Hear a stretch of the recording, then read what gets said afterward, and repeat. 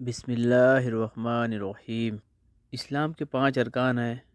Number 1، لا الہ الا اللہ محمد رسول اللہ۔ اللہ اور اس کے رسول کے بعد دوسرے نمبر پہ جو ارکان آتا ہے وہ نماز ہے۔ نماز کے بارے میں ہم آج بات کریں گے کہ نماز نہ پڑھنے کے کیا کیا نقصانات ہوتے ہیں۔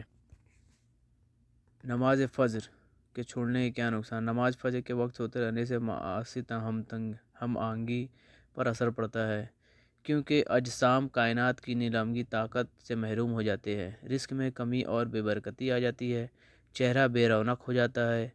لہٰذا مسلسل فجر کی قضا پڑھنے والا شخص بھی انہی لوگوں میں شامل ہے۔ ظہر کی نماز نہ پڑھنے کے کیا نقصانات ہوتے ہیں۔ وہ لوگ جو مسلسل ظہر کی نماز چھوڑ دیتے ہیں وہ بد مزاجی اور بد ہضمی سے دوچار ہو جاتے ہیں۔ اس وقت کائنات زرد ہو جاتی ہے اور معدہ اور نظام اذہان پر اثر انداز ہو جاتی ہے، روزی تنگ کر دی جاتی ہے۔ نمبر 3، نماز عصر چھوڑنے والوں کے کیا نقصانات ہوتے ہیں۔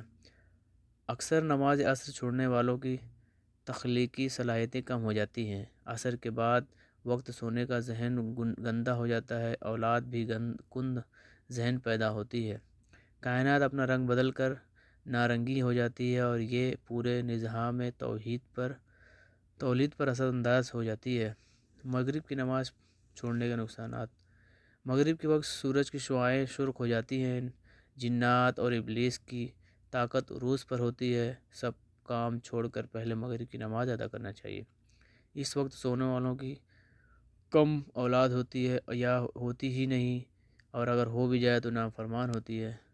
نماز عشاء چھوڑنے والے ہمیشہ پریشان رہتے ہیں، کائنات نیلنگی ہو کر سیاہ ہو جاتی ہے اور ہمارے دماغ اور نظام اعصاب پر اثر کرتی ہے۔ نیند میں بے سکونی، برے خواب آتے ہیں، جلد بڑھاپا آ جاتا ہے۔